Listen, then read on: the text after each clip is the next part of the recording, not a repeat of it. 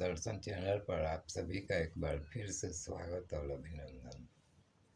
आज हम चर्चा करेंगे राम नाम लेखन से संबंधित एक सब्सक्राइबर के नकारात्मक और सकारात्मक दोनों ही अनुभवों के बारे में। सर्वप्रथम तो लगभग 2-2.5 महीने पहले उन्होंने मेरे वीडियोज देखे और राम नाम लेखन प्रारंभ किया और उसके कुछ सप्ताह उपरांत उनका कमेंट्स था कि उनके कुछ व्यक्तिगत जीवन, सांसारिक, पारिवारिक जीवन में कुछ नकारात्मक विसंगतियां थीं और उन सब को लेकर वे क्षुब्ध मानसिक स्थिति से गुजर रही थीं। तो मैंने प्रत्युत्तर में उन्हें राम नाम लेखन को जारी रखने को कहा और उन्होंने उसे जारी रखा। और सुखद बात है कि 2-1 सप्ताह पहले उनका कमेंट्स मैंने देखा था कि उनके अनुभव अब सकारात्मक हो चले हैं और निश्चय ही उनकी समस्याओं में सकारात्मक परिवर्तन घटित हुआ है। तो इसकी स्वीकृति स्वरूप उन्होंने कमेंट किए हैं।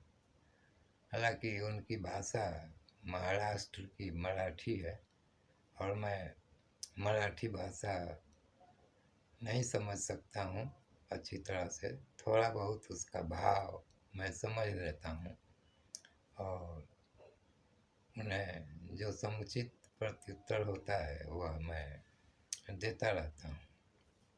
तो जब उनके मनोभाव क्षुब्ध थे तब मैंने उन्हें राम नाम लेखन जारी रखने का परामर्श दिया था और उसके कुछ समय उपरांत उन्हें इसका सुखद अनुभव हुआ और उनके जीवन में कुछ सकारात्मक बातें घटित होनी शुरू हुई, जिससे प्रेरित होकर उन्होंने सकारात्मक कमेंट्स किए।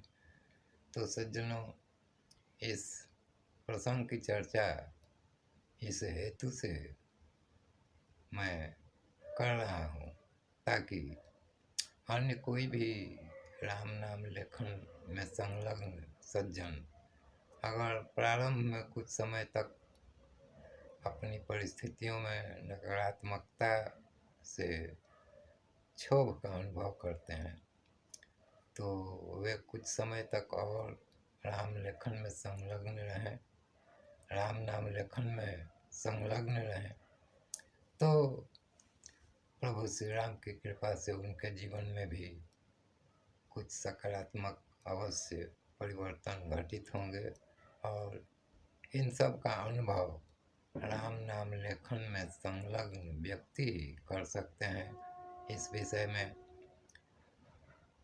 कुछ अन्य प्रकार से अन्य लोगों द्वारा कहा जाना समुचित नहीं है और मेरे इस वक्तव्य का उद्देश्य सिर्फ यही है कि राम नाम की महत्ता को प्रतिपादित करते हुए हम अपनी श्रद्धा, भक्ति और विश्वास को बनाए रखें और प्रभु श्री राम की कृपा हम पर बरसती रहे। तो धन्यवाद सज्जनों, इस वीडियो को हम यहीं सीमित करते हैं। फिर मिलेंगे अगले वीडियो में इसी प्रकार किसी धार्मिक, मांत्रिक, आध्यात्मिक या ईश्वर अनुसंधान संबंधी चर्चा विमर्श के साथ। धन्यवाद।